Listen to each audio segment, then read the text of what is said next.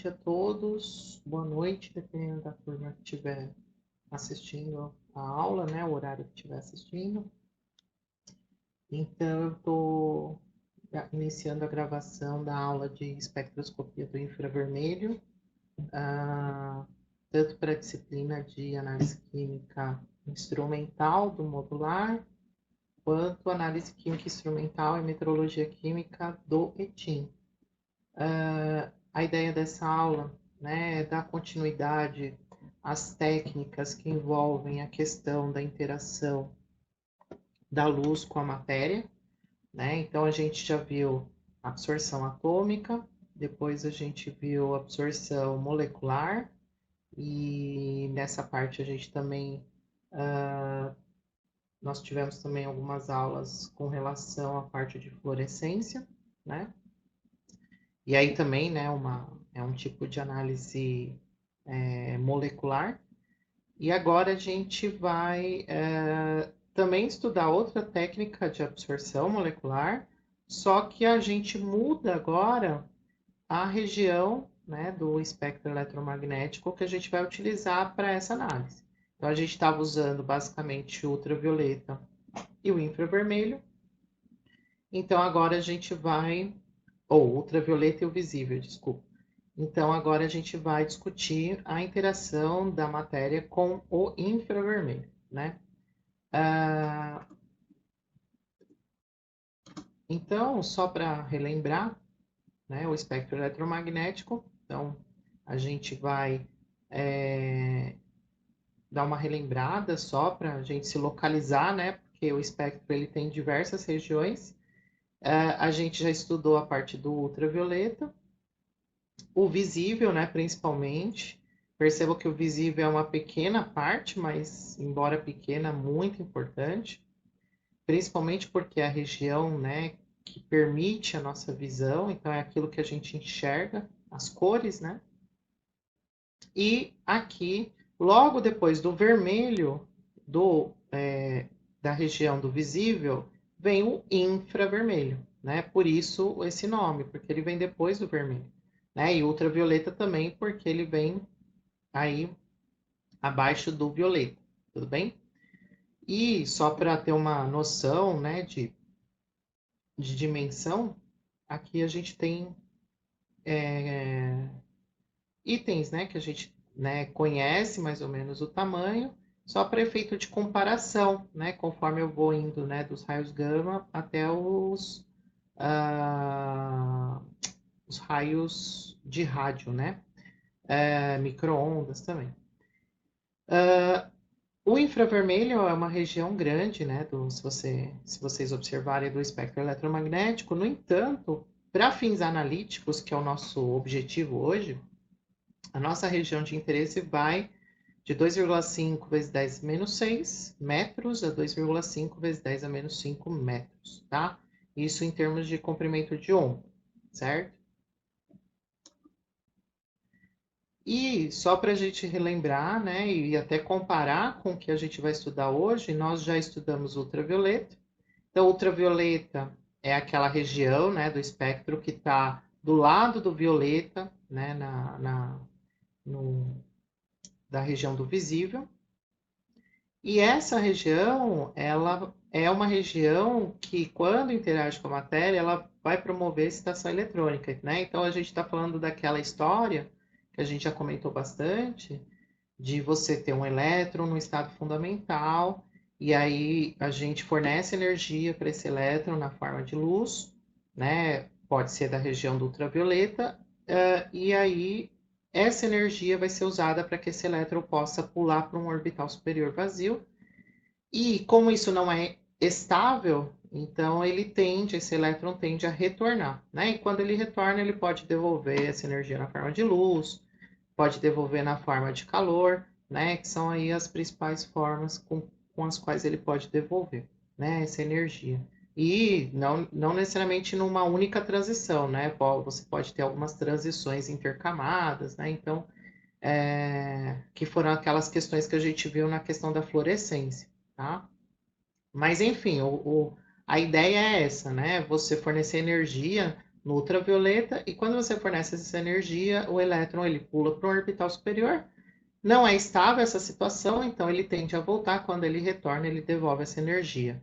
Dependendo se for uma análise de absorção, a gente só tem o interesse de saber a quantidade de energia que ele recebeu para ter esse pulo, esse salto, né, de um orbital para o outro. Se for de emissão, então a gente tem interesse em saber a energia que ele está devolvendo, né, e como que ele está devolvendo essa energia, tá? Na região do visível, o conceito é basicamente o mesmo, né? Então, é uma região que vai promover excitação eletrônica, tá? E essa região é bem interessante, por quê? Porque é a região, né, onde a visão humana consegue enxergar. Então, a gente está falando das cores, né? Só para lembrar, para que a gente possa fazer análises no visível, é importante que a amostra ela seja colorida, né? Porque já que é de fato a interação, ela vai interagir com luz justamente na região do visível, né? Então, normalmente as amostras que a gente analisa por ultravioleta são aquelas que são incolores, mas que têm absorção no ultravioleta, e as coloridas acaba sendo mais fácil, muitas vezes, a gente analisar no visível, né?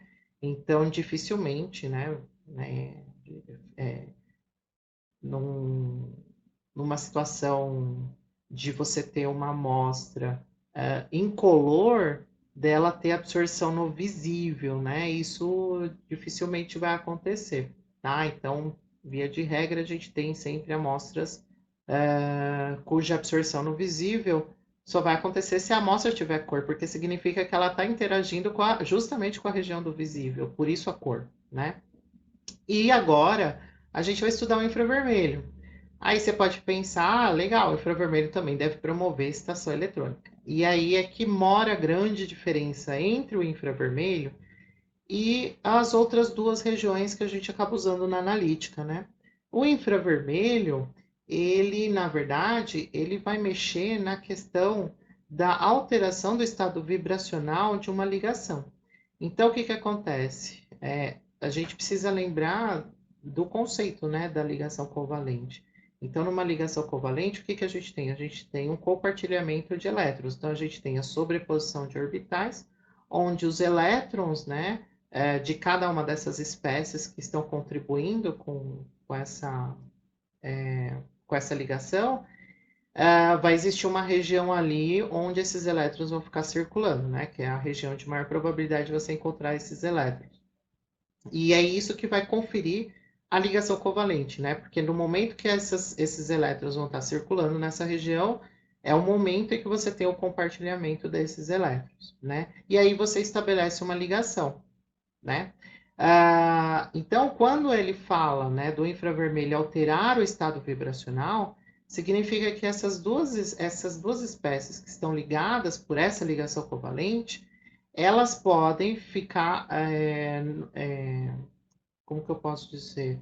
A própria palavra mesmo, vibrar, né? Então, a própria ligação começa a vibrar, ou a própria ligação começa a rotacionar. Isso acontece naturalmente nas ligações covalentes, né? Elas não são fixas, elas não são paradas no espaço, elas têm movimentação. O que o infravermelho faz é aumentar a amplitude dessa vibração, né? Ou dessa rotação. Então, é nessa questão que o infravermelho vai interferir. Então, o infravermelho é uma região que tem energia suficiente para provocar uma alteração do estado vibracional da ligação. Então, essa ligação ela vai esticar e depois reduzir, esticar e reduzir, ou ela vai rotacionar, né, dentro do próprio eixo da ligação, ou ela vai ter um tipo de movimento angular, né? E a gente pode ter essa situação também. Então, assim, na interação do infravermelho com a matéria, você não tem um elétron que está migrando, né, de um orbital para outro. Não. Os elétrons estão ali participando de uma ligação covalente, né? Eles já estão bem estabelecidos. E no seu estado natural, essa ligação formada, ela já tem uma vibração natural, ela já tem uma rotação natural. Quando a gente fornece energia do infravermelho, a gente aumenta a amplitude desse estado vibracional. E é nesse ponto que a gente consegue verificar é a energia que está sendo absorvida por essa ligação, né? Através desse aumento dessa amplitude do estado de vibração, né? E da rotação também dessas moléculas. Então, isso é muito interessante. Essa é a diferença, né? E depois, mais para frente, obviamente, a gente vai entender como que a gente pode utilizar isso para fazer elucidação de moléculas orgânicas, né? E uma coisa muito interessante é quando a gente aumenta a amplitude, né, da vibração da ligação ou da rotação, isso faz com que você tenha um aumento da geração de calor por aquele meio, né, naquele meio. Então, esse é um dos motivos pelos quais o infravermelho ele é conhecido como uma radiação quente, porque normalmente onde você incide o infravermelho, você tem um aumento da agitação molecular e, portanto, você tem um aumento do calor do meio, né? E esse calor é devido à própria liberação, na verdade como que eu posso dizer? É a devolução dessa energia que, né, a espécie recebeu para poder vibrar e rotacionar mais, ela devolve essa energia na forma de calor, né? Então, isso é o que torna a radiação infravermelho ter essa fama, né, fama não, né, é um fato de ser uma radiação quente. E de fato, agora a gente vai, né, observar como foi feito o experimento onde se descobriu o infravermelho, e vocês vão ver que isso aconteceu exatamente por conta da variação de temperatura dessas radiações em comparação com visível e ultravioleta, tá?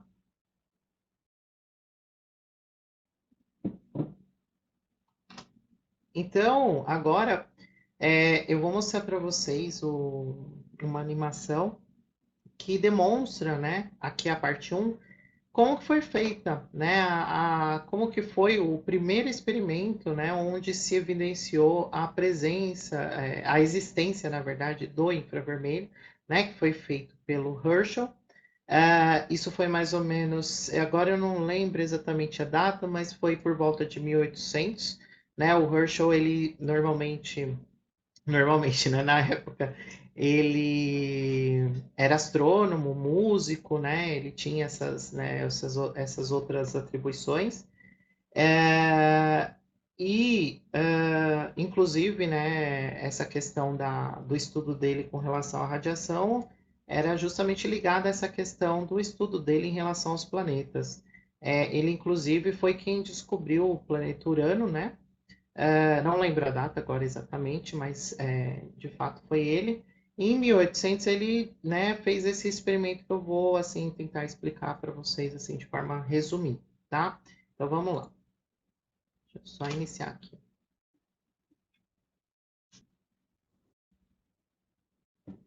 Então, aqui basicamente o que ele fez é aquela ideia que a gente já discutiu, que é você pegar a luz branca, né, e passar ele por um prisma ou por uma rede de difração para a gente poder separar nas diversas componentes. O que ele queria com isso? Ele queria estudar as temperaturas em cada cor, né? Então, ele criou aqui uma forma de fenda, né, para poder separar, isolar uma determinada radiação. E aí, o que que acontece? Ele foi medindo, né, as temperaturas. Aqui acabou a animação, mas eu vou voltar, tá? Ele mediu as temperaturas. Deixa eu voltar aqui. De cada uma das cores, e ele foi percebendo que, conforme ele ia do violeta para o vermelho, a temperatura ia aumentando, né? Então, assim, ele estava estudando uma radiação que ele conseguia enxergar. Aí, obviamente, ele queria fazer um comparativo com uma região que ele achava que não tinha nenhum tipo de radiação, que era abaixo do vermelho. Então, quando ele foi medir essa região, o que que ele notou? Que houve um aumento de temperatura. Isso significa que tinha alguma coisa vindo que, de certa forma, fazia com que houvesse, né, o aumento da temperatura, e ele constatou isso pelo uso do termômetro, né? Ou seja, tinha alguma coisa estranha, porque era uma região que ele não conseguia enxergar nada, ele não conseguia ver cor nenhuma, que ele achava que não ia ter nada. Então, o que que ele espera? Ele ia esperar que naquela região você teria a temperatura ambiente. Mas aí, quando ele foi medir, ele percebeu que, na verdade, a temperatura aumentou e não só aumentou, como foi mais alta do que todas as temperaturas dos comprimentos de onda do visível, né? E, gente, isso é impactante, porque significa que tem alguma coisa passando ali que ele não enxergava, né? E aí ele foi, né, obviamente, estudar um pouco melhor o que era essa radiação, né, que ele, né, acabou encontrando aí de certa forma.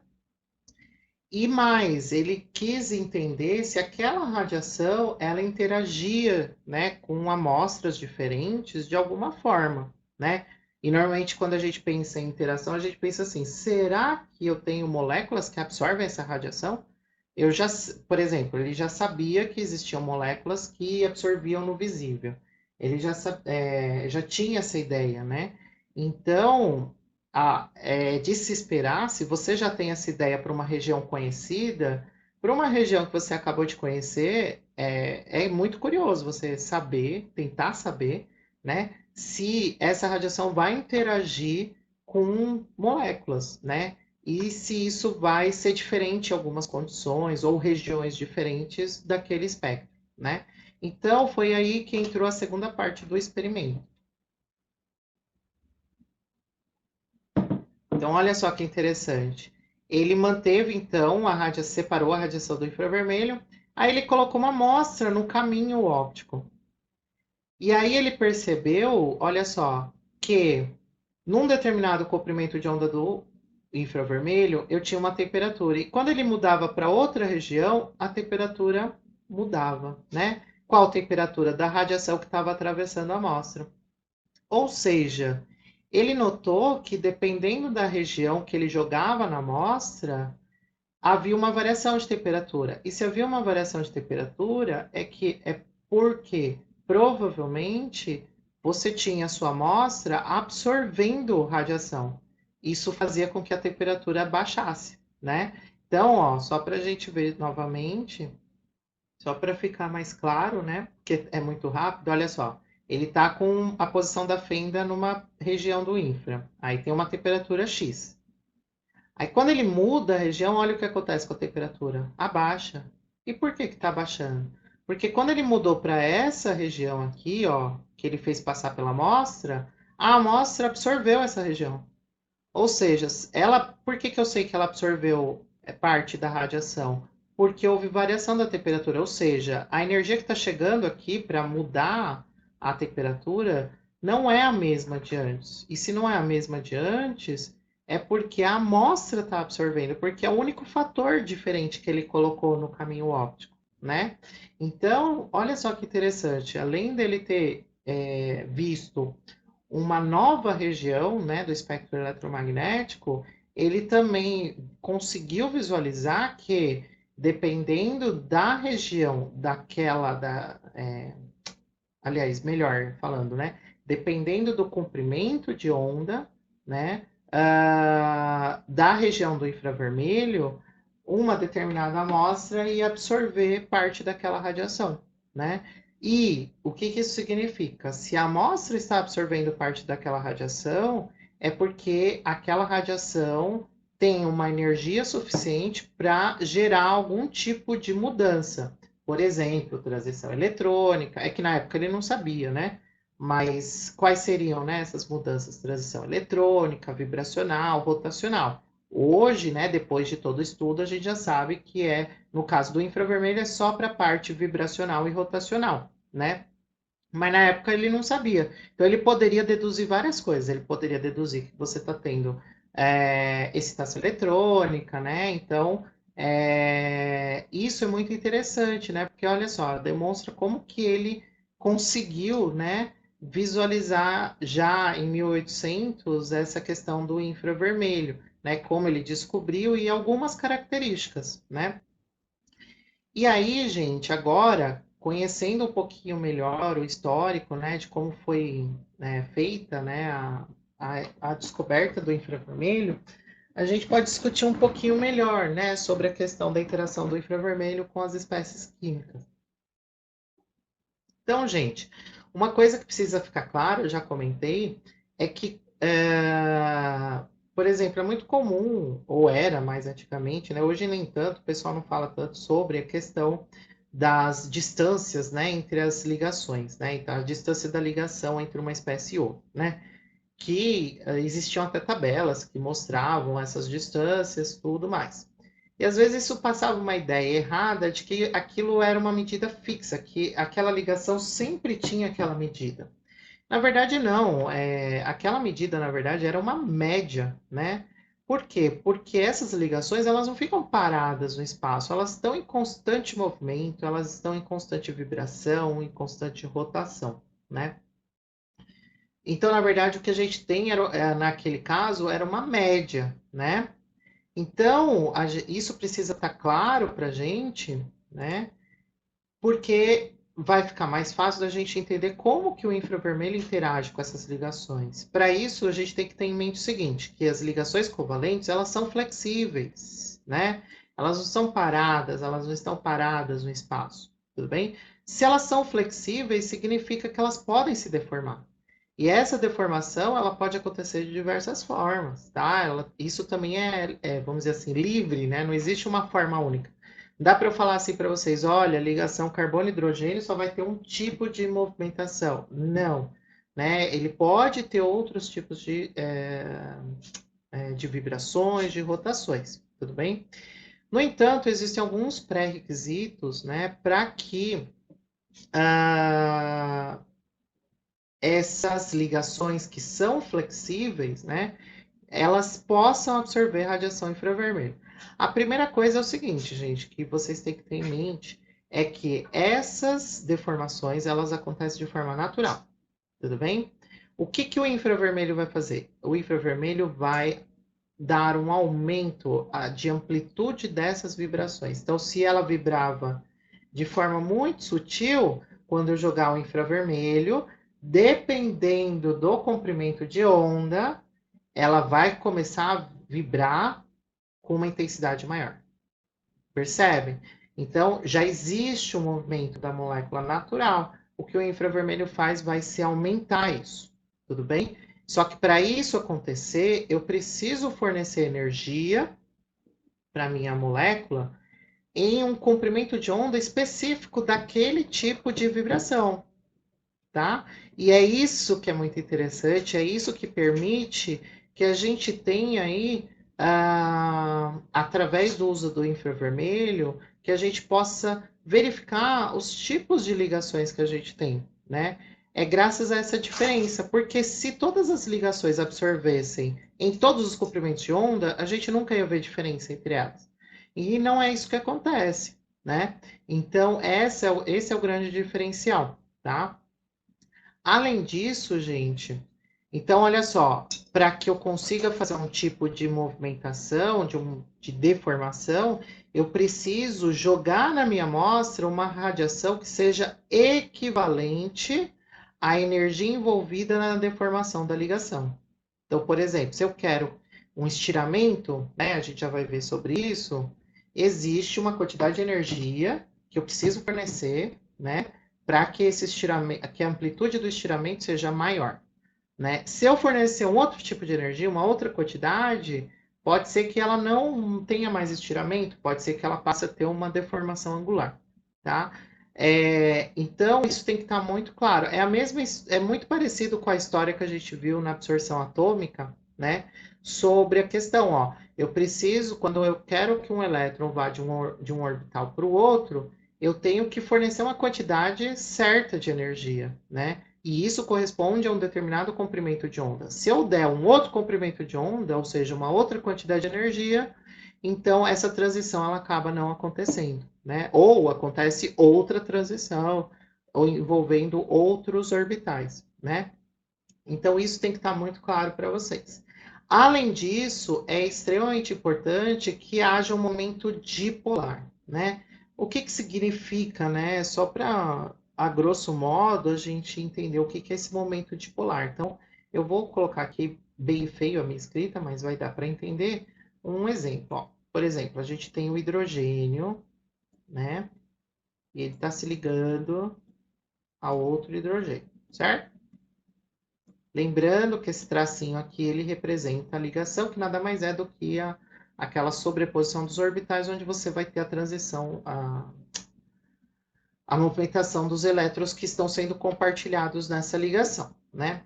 Vamos imaginar essa molécula aqui, né, num ambiente isento de qualquer outra molécula de solvente, sei lá, de gás. Vamos imaginar isso aqui no vácuo, isolado, né?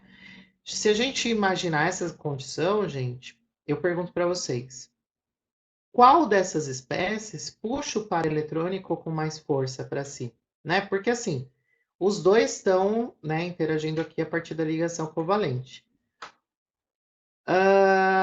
Mas eu tenho como definir qual dos hidrogênios vai puxar o par eletrônico mais para si?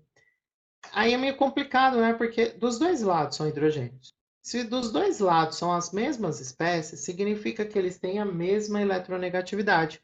Ou seja, eles puxam o par eletrônico com a mesma força, né? Se eles puxam o par eletrônico com a mesma força, isso aqui, de certa forma, está estável, né? E, portanto, eu não tenho formação de polos. Por que eu não tenho formação de polos? Porque para eu ter formação de polos, eu preciso que um lado esteja atraindo mais esses elétrons, né? Do que o outro. E aí eu vou ter um lado negativo e um lado positivo.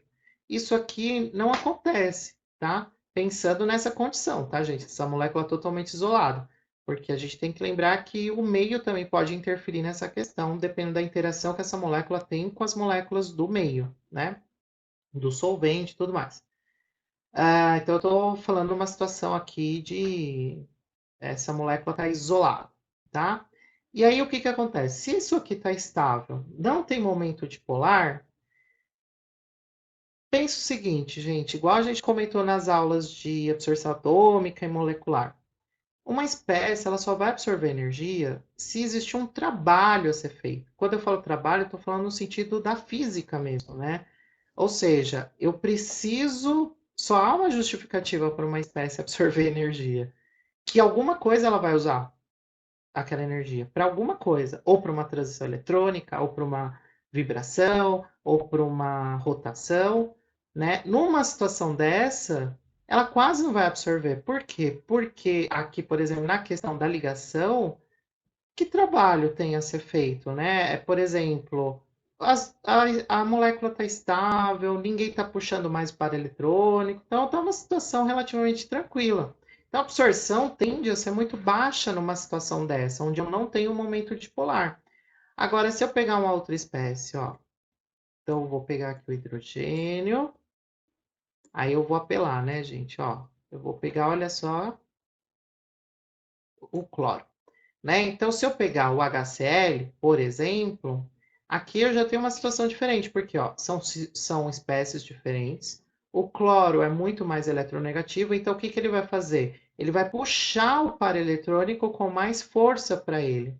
Se ele vai puxar esses elétrons mais para o lado dele, ele tende a ficar com uma carga parcial negativa. E, obviamente, se de um lado você tem um lado mais negativo, do outro você tem o positivo. Portanto, você criou polos nessa molécula, né? E olha só, aqui sim eu tenho um trabalho a ser feito. Por exemplo, vou dar um exemplo.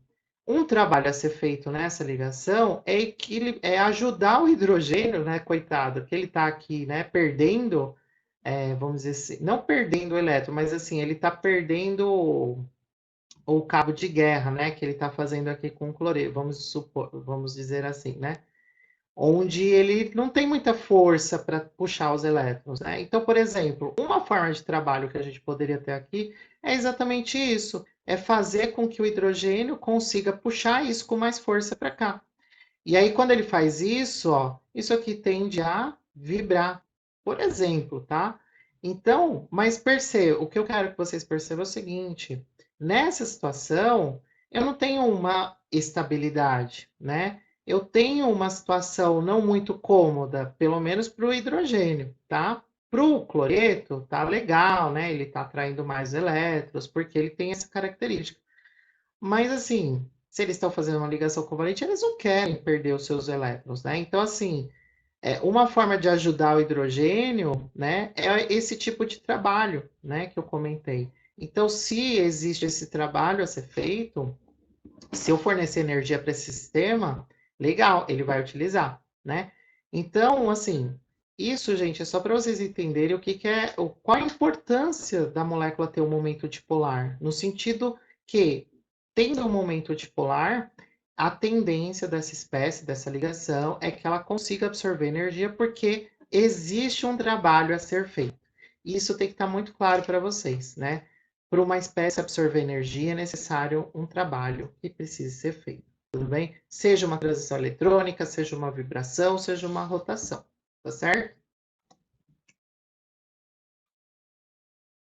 Meu Deus, 30 minutos eu não cheguei na metade da aula, mas tudo bem, vamos lá. Quais são os tipos, né, de vibrações moleculares que a gente pode encontrar normalmente, né? Eu vou falar as principais, tá, gente? Mas existem outras, né? Então, a gente tem, por exemplo, o estiramento, né? Que é um tipo de movimentação axial, né? Então, ele vai ter esse tipo de movimento, e no caso aqui é simétrico, né? Porque dos dois lados vai, né? É igual, né? Dos dois lados essa movimentação. E a gente tem o assimétrico, que daí de um lado é diferente do outro, né? É o contrário do outro, vamos dizer assim. A gente tem tesoura ou dobramento angular. Aqui já é um tipo de movimentação angular, né? Até o próprio nome já diz. Então, aqui é tipo quando, né, o pessoal tá em show de rock, essas coisas, e aí o pessoal começa a balançar os braços, é mais ou menos esse tipo de movimento, né? E a gente tem torção ou twist, que daí é um movimento fora do plano, né?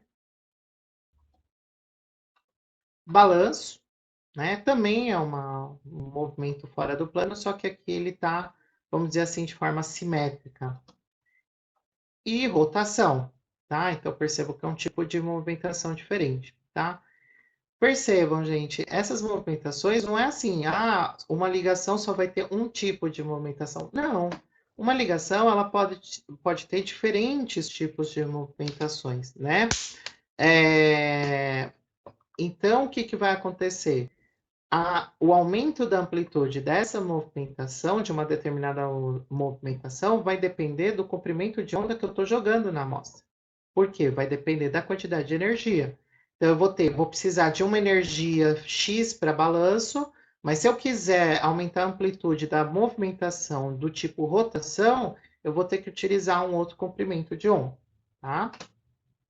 E como que é o esquema do equipamento? Então, a gente vai falar um pouquinho do equipamento agora, tá? O equipamento, gente, ele é bem simples, tá? Não tem muita diferença daquilo que a gente estudou nas técnicas de espectroscopia, tá?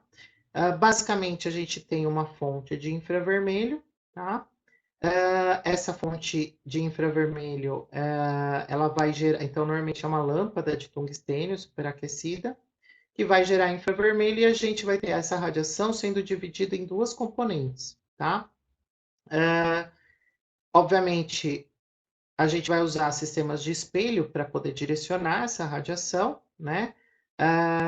E a gente vai ter essa radiação passando tanto por uma amostra quanto por uma referência, justamente para a gente fazer a verificação, né? Na verdade, descontar do resultado de absorção da amostra o efeito do meio. Então, por exemplo, se você tiver uma amostra, um sólido, por exemplo, né, que dá para analisar, o meio onde esse sólido está inserido é o ar, né? Então, o que, que é importante fazer em termos de análise do infravermelho? É fazer o espectro de infravermelho só do ar, para que a gente consiga tirar a interferência de gás carbônico, né, por exemplo, do espectro que a gente vai obter da amostra. Então, é como se a gente estivesse fazendo o branco, né? A mesma ideia do branco, é tudo menos o analito. No caso aqui vai ser tudo menos a amostra, né? Porque se for o caso, uma amostra sólida, tudo bem? Mas a ideia é a mesma de um branco. E aí, o que, que vai acontecer? A gente vai ter o direcionamento dessa radiação, né, para uma fotomultiplicadora e um detector. Aqui é um sistema, né, a parte eletrônica, que vai receber essa radiação justamente para poder isso depois ser jogado para um processador, tá? Normalmente, esses dados, eles vão vir de uma forma que depois precisa ser processada, e esse processamento que eu digo é o uso, né, de ferramentas matemáticas para a conversão do resultado, que é a chamada transformada de Fourier. Então, a transformada de Fourier é um tratamento matemático que é feito com os dados obtidos dessas leituras, para a gente conseguir converter isso no espectro de infravermelho, tá? Então, por isso que a gente fala que é a espectrofotometria, a espectroscopia de infravermelho com transformada de Fourier, porque os dados obtidos dessa técnica, eles precisam ser convertidos matematicamente para que a gente... E essa conversão matemática é a transformada de Fourier, tá? No caso, a gente está falando da técnica de infravermelho um pouco mais simples, mas saibam que existe também a infravermelho Raman, né, que é uma outra técnica também derivada do infravermelho, mas a gente não vai ter tempo de estudar, né, o Raman também, mas de qualquer forma já vai ser de grande valia a gente poder estudar a base, que é o próprio infravermelho com transformada de Fourier, tá? Então, gente, esses dados depois eles são jogados para um espectro de infravermelho, que pode vir ou com absorção ou com a transmitância, né? Aquela mesma ideia que a gente viu na absorção molecular.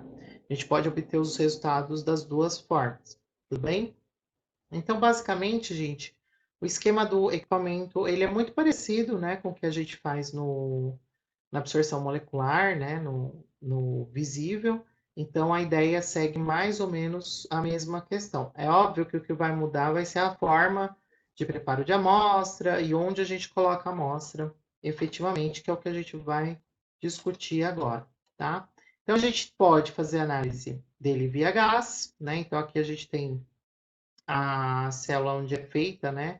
Então, a gente tem aqui demonstrando qual é o sentido do gás, e aqui, né, a gente tem normalmente um quartzo, né, um material que seja invisível, né, vamos dizer assim, para o infravermelho, ele não pode absorver infravermelho, obviamente, onde a radiação vai passar pela amostra, tá? Então, é o mesmo conceito da cubeta, por exemplo, tá? Só que aqui a gente consegue fazer isso com gás, né? Tem esse outro tipo, né, de recipiente, vamos dizer assim, né? Por onde a gente vai fazendo o gás correndo por aqui e aqui vai passando o infravermelho, né?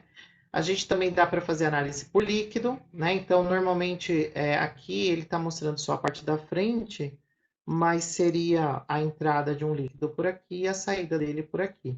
E, obviamente, aqui atrás tem o sistema onde vai passar o infravermelho, né? Essas peças, gente, elas são acopladas, tá? No equipamento. E tem alguns equipamentos que você consegue mudar, né? A peça dependendo do tipo de amostra, né? Então, você vai lá e só muda o compartimento onde é colocada a amostra. Então, o equipamento acaba sendo adaptável, né? Uma outra forma, aqui quando você tem líquido, né? E aí você pode fazer o líquido da sua amostra ficar passando o tempo todo, né? Para que você consiga fazer a análise. Aqui é um sistema onde o líquido a gente coloca gotejando nesse cristal que tem aqui, né? E aí, obviamente, o infravermelho ele vai passar nesse sentido assim, né? Ele vai passar e aqui vai ter a amostra que a gente pode só gotejando em cima do cristal, ou a gente pode usar também, se a gente tiver uma amostra sólida bem fina, também dá para fazer análise, ou amostra viscosa também dá para fazer aqui, tudo bem? Para amostras viscosas também tem essa outra forma, então a gente tem essas duas peças, né, de vidro não, né, assim, é material também invisível, então é um tipo especial de quartzo, né, ou de um cristal específico, que a gente utiliza para passar o infravermelho, né, e o infravermelho não pode absorver nessas peças. Essas peças é onde a gente coloca o material viscoso, né, e encaixa aqui, ó. tá? E aí a radiação ela vai passar nesse sentido, tudo bem? O mais comum, né, que é utilizado principalmente para, né, principalmente não, para amostras sólidas, né, que é o uso das pastilhas de KBR. Então, normalmente, a gente, quando vai preparar as pastilhas de KBR, a gente utiliza um almofarize pistilo de ágata, né, que é um material super duro e resistente, né? Ah, e aí a gente tritura, né, esse material junto com o KBR, então a gente pega a amostra, um pouco de KBR, que tem que estar seco, não pode estar úmido. A gente homogeneiza e tritura bem. Aí a gente vai criar uma espécie de pastilha, né? Então, isso aqui é um equipamento que a gente usa para formar essa pastilha, né? Então, a gente forma a pastilha, ela tem mais ou menos esse formato e ela é muito fininha, tá? Isso aqui, gente, é um pouco menor que uma moedinha de 1 centavo, tá? Ela é bem, não é muito grande. E aí a gente tem que colocar essa pastilha bem fina num compartimento desse tipo, ó, como ele fica, tá? E aí a gente encaixa isso no equipamento. O infravermelho ele vai passar e atravessar essa pastilha, por isso que ela é bem fina, que é para permitir que o infravermelho consiga atravessar ela de forma tranquila. Tudo bem? A ideia de atravessar é justamente que ela vai atravessar, só que ela vai interagir com essa amostra e parte dessa radiação tende a ser absorvida, né? E é isso que a gente quer observar. A gente quer saber o que, que a amostra absorveu de infravermelho, né? A outra técnica, né, que a gente tem que é muito interessante, aqui só precisa corrigir que é reflectância, né? É a técnica de ATR, tá? ATR, né, quer dizer a sigla, né, em inglês para reflectância total atenuada, tá? Basicamente, gente, aqui é uma técnica onde você tem esse recipiente, aqui no meio tem um cristalzinho, tá? Que está representado por essa parte amarela. A gente coloca, né, uma amostra aqui em cima, né, e compacta com essa peça pontuda. Daí a gente dá uma apertada na amostra aqui para ela ficar bem certinho, compacta em cima do cristal. E a radiação infravermelho, ela vai vir por baixo, né? E aí ela vai interagir com a superfície da amostra, né? E aqui não vai ser por transmissão, né? Não vai ter a radiação atravessando a amostra, não. A radiação ela vai bater na amostra e refletir.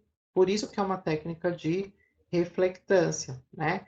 E aí o que, que vai acontecer? A mesma coisa. Porque quando ela bater na amostra, mesmo que seja por reflexão, parte dessa radiação vai interagir com a superfície da amostra.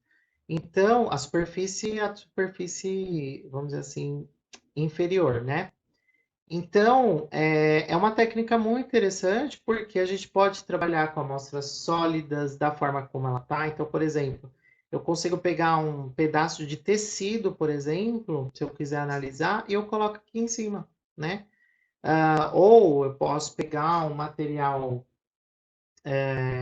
mesmo um material que seja um outro tipo de sólido, né? Um sólido um pouco mais duro, um pouco mais mole, e eu consigo colocar aqui e analisar direto, né?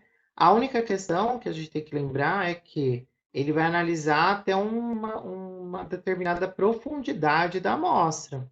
Então, se essa amostra for, sei lá, uma amostra alta, com diferentes camadas, com diferentes composições, ele não vai conseguir visualizar tudo, porque ele só vai analisar aquela superfície que ele está batendo, né? E até uma determinada profundidade, tá? Então, mas assim, de qualquer forma, pensando em amostras homogêneas, é uma técnica bem interessante, tá? E no fim, ele vai gerar o mesmo tipo de resultado que se eu estivesse usando a técnica por transmitância, né?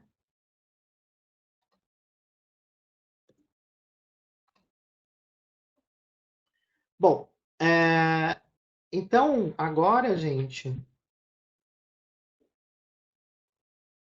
a gente precisa entender, a partir daquilo que a gente já estudou, que tipo de resposta que o infravermelho vai nos dar. Então, olhem só.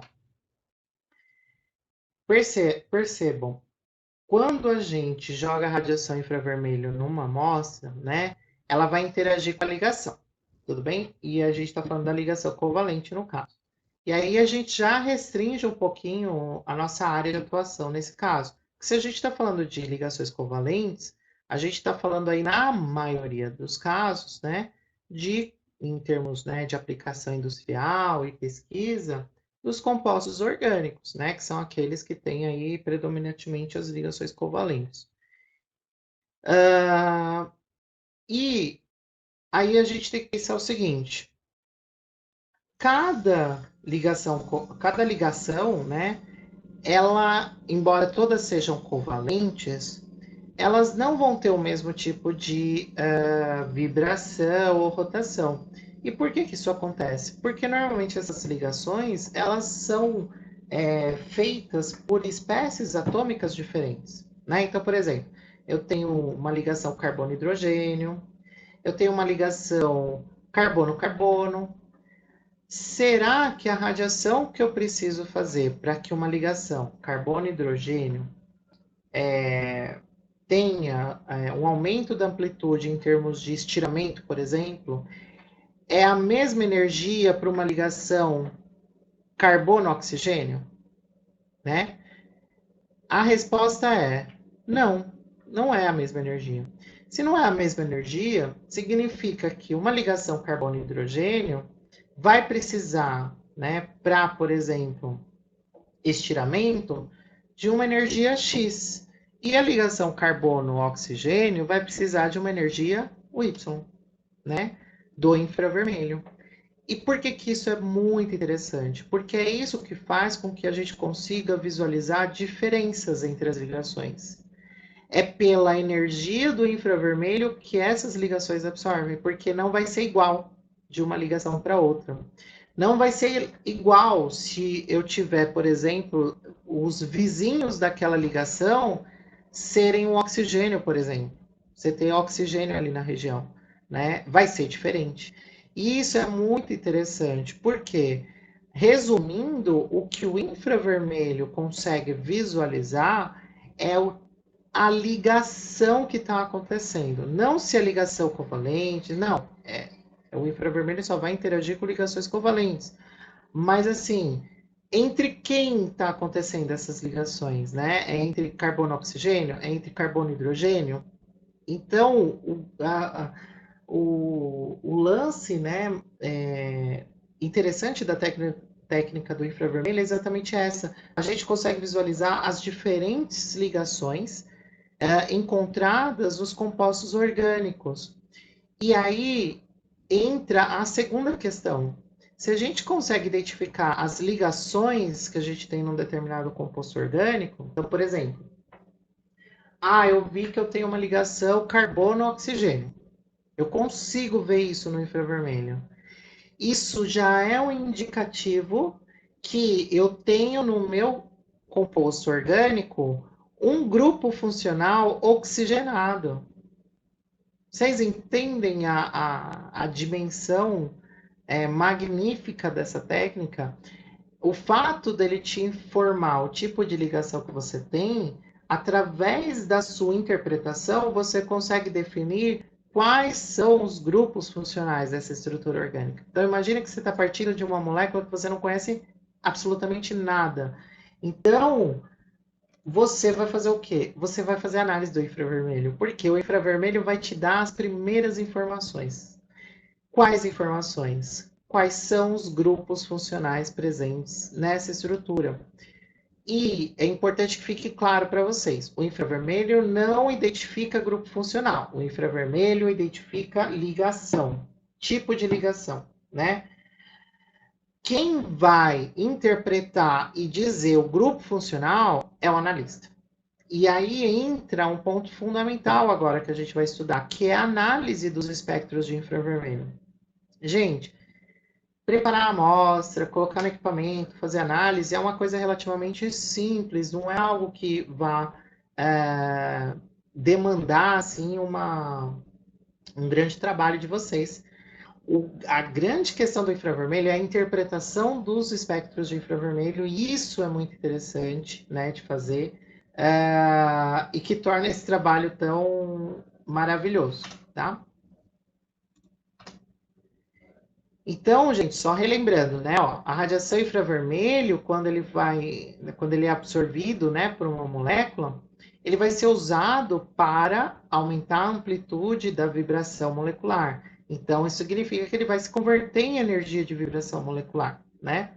E quando, né, ele absorver essa energia e converter em vibração molecular, a gente vai ter uma energia transmitida. É aquela mesma ideia, tá, gente?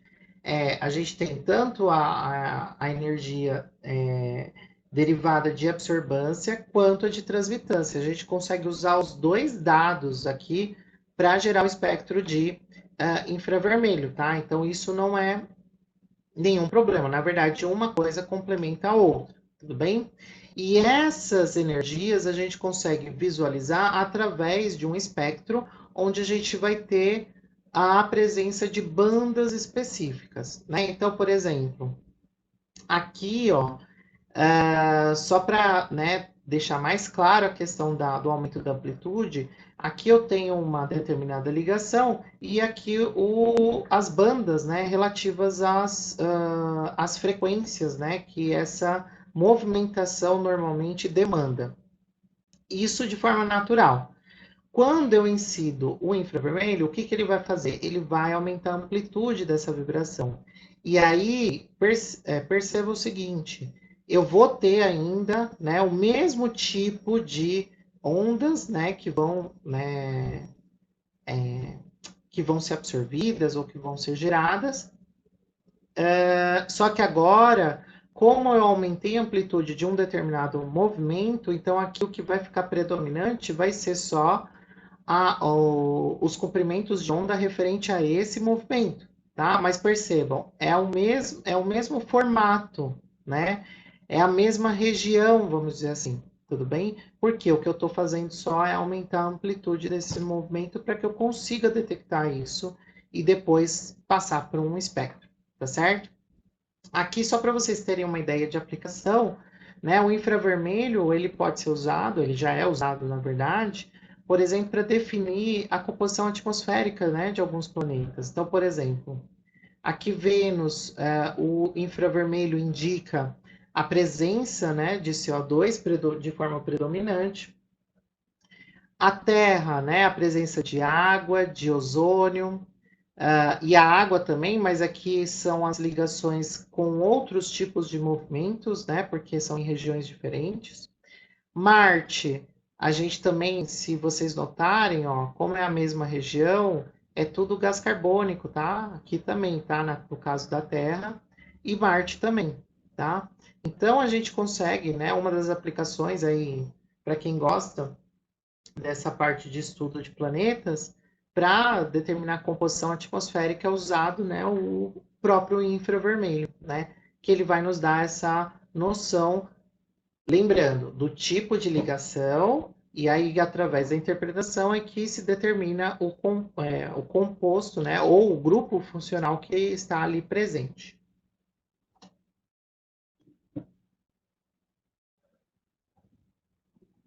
Aqui, só para vocês terem uma ideia, né, de como é uma animação bem interessante também, para vocês verem como que é feito, né, ter uma primeira noção de como que é o espectro de infravermelho, né?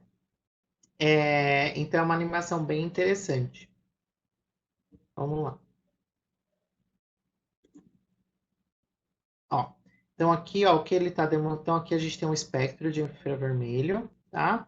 Então aqui o que que ele está mostrando? Ele está mostrando um movimento e onde que esse movimento está aparecendo no espectro, né? Ó, então a gente tem esse movimento da ligação carbono-hidrogênio e ele aparece aqui nessa região. Nessa outra região, a gente tem um outro tipo de movimento, percebam, e para as mesmas ligações, carbono e hidrogênio, tá? Agora, ó, de novo, carbono e hidrogênio, só que agora com outro movimento, né? Um movimento do tipo balanço. E aí eu consigo visualizar isso nessa região do espectro. Aqui não tão bem, né, a visualização, mas é outro tipo de movimentação. Ó, agora ligação oxigênio-hidrogênio, né? Então aqui é uma hidroxila, porque é do metanol no caso. Então a gente tem aqui, ó,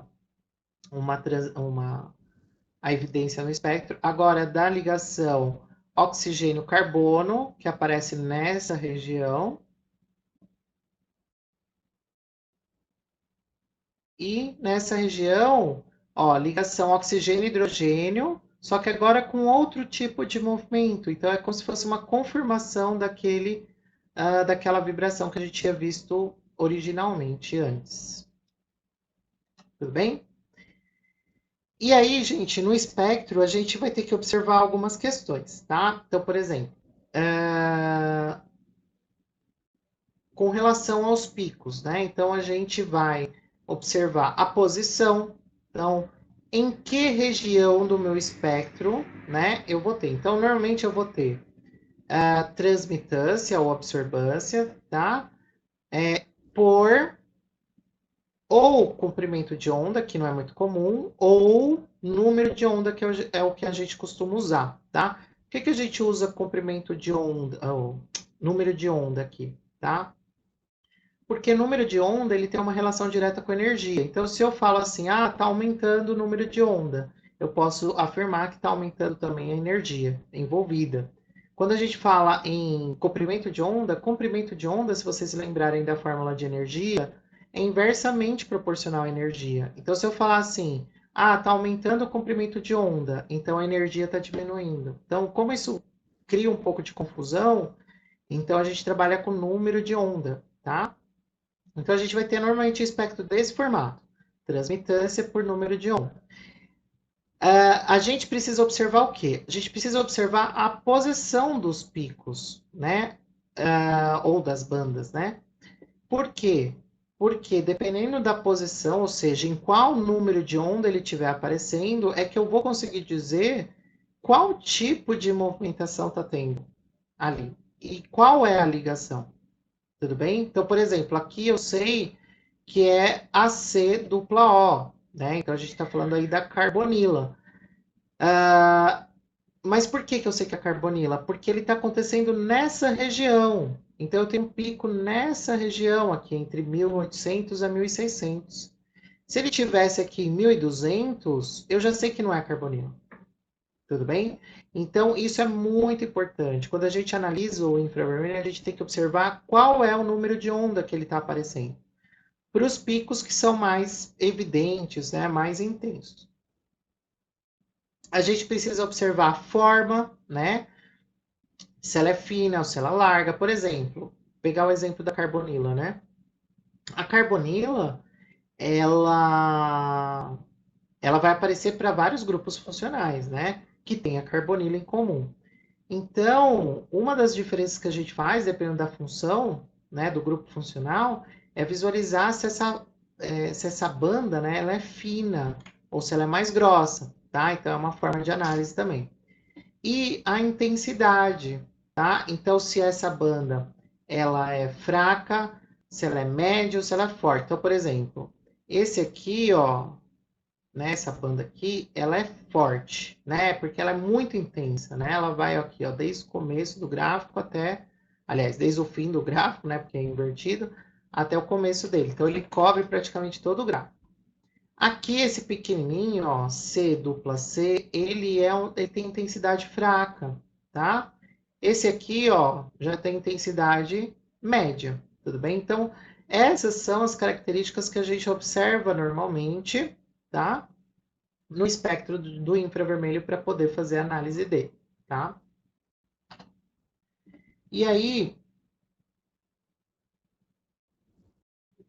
uma coisa bem interessante é que a gente, obviamente, para fazer a análise dos espectros de infravermelho, a gente precisa usar, né, materiais de referência, a gente precisa usar outras fontes bibliográficas para a gente poder fazer um comparativo, né, e verificar se aquilo que a gente está analisando é condizente com o que está na literatura. Para isso, a gente pode usar esse tipo de tabela, né? Esse tipo de tabela é bem interessante porque ele demonstra o quê? Então, aqui em cima, né, ele mostra que é o principal, a frequência, né, que seria o número de onda, tá? Igual aparece nos espectros, só que ele apresenta, por exemplo, de 2.500 a 4.000, ele diz o seguinte, que é uma região onde a gente vai encontrar transições referentes à ligação oxigênio-hidrogênio, carbono-hidrogênio e nitrogênio-hidrogênio.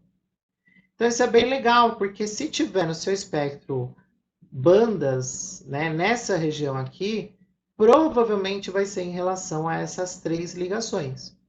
De 2.500 a 2.000.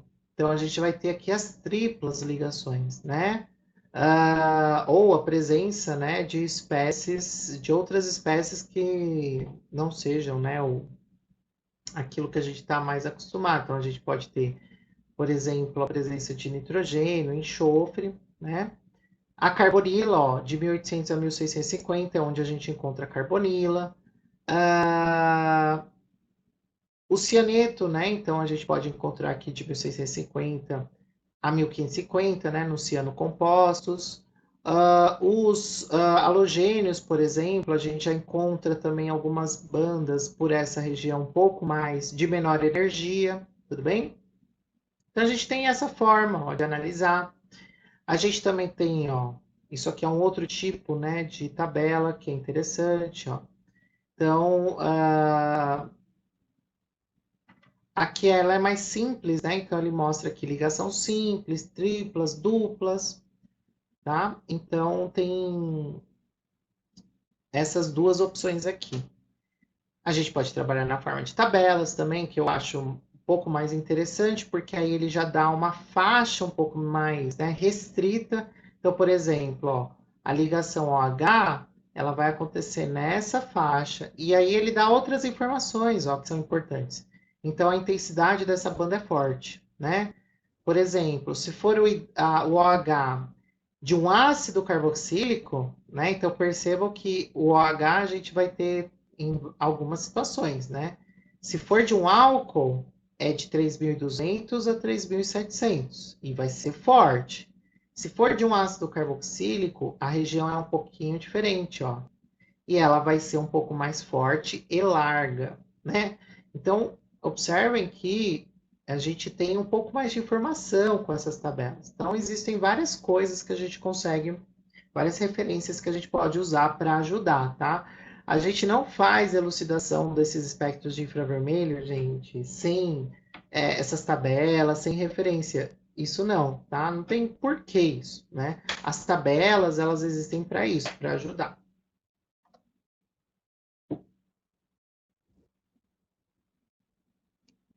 Então eu vou tentar falar de uma forma um pouco, porque eu já passei de 1 hora de aula, mas é porque é legal a gente conversar, né, sobre tudo isso. E essa parte agora também é importante da gente discutir um pouquinho como que são os espectros, né, de alguns casos. Então eu não vou conseguir passar todas as funções, vou passar de algumas, são assim mais comuns, mas a análise das outras funções que a gente não discutiu hoje segue mais ou menos a mesma linha, tá? Então, olhem só. Aqui a gente tem o caso dos alcanos, e os alcanos, gente, é bem interessante, porque se você pensar, os alcanos são as espécies mais simples que a gente pode ter, né? Em termos de tipos de ligações. Então, por exemplo, o que a gente espera de tipos de ligações nos alcanos? A gente espera basicamente ligação carbono-carbono e carbono-hidrogênio, né? Então, baseado nisso, a gente espera que o infravermelho de um alcano seja um espectro simples, tá? E isso é muito importante. Olha só, às vezes você fala assim, ai não, para eu poder fazer análise eu preciso ter várias informações. Mas no caso dos alcanos, a ausência de muitas informações já é um indicativo de que pode ser um alcano. Porque um alcano não tem muitas ligações diferentes. Ela vai ter basicamente carbono, carbono e carbono, hidrogênio. Se tiver mais que isso, já não é mais um alcano, né? Então, gente, isso é muito legal. Por quê? Observe como é esse espectro, né? Então, o que que a gente vai ver assim que é o mais assim que é clássico no alcano, né? Que é o estiramento, tá? Gente, só para ficar claro, normalmente é a região aqui mais próximo, né, de maior energia, é onde a gente tem as deformações axiais, né, que a gente fala, que é principalmente estiramento, e aqui nessa região a gente tem mais as deformações angulares, tá? Então isso é bem comum nos espectros de infravermelho, tá? Então, olhem só, aqui o que vai estar mais em evidência é esse estiramento da ligação CH, que a gente vai observar de 2850 a 2990, né? Que é exatamente essa região aqui, tá? Então, olhem só, esse comportamento a gente vai visualizar no alcano, tá? Além disso, né, para complementar essa informação, a gente vai ter também, ó, por exemplo, a deformação angular, né, da mesma ligação. Então, vocês estão percebendo? A gente tem aqui, ó, a mesma ligação com movimentos diferentes, só que eles estão em regiões do espectro diferentes. Aqui é uma região de menor energia e aqui é uma região de maior energia, tá? Então, quando eu forneço essa energia, eu tenho deformação angular. E quando eu forneço essa energia, eu tenho estiramento da mesma ligação. É como se fosse uma prova real, né? Então, a gente consegue confirmar uma informação a partir disso, tudo bem? E do resto, gente, uma dica que eu dou para vocês, né?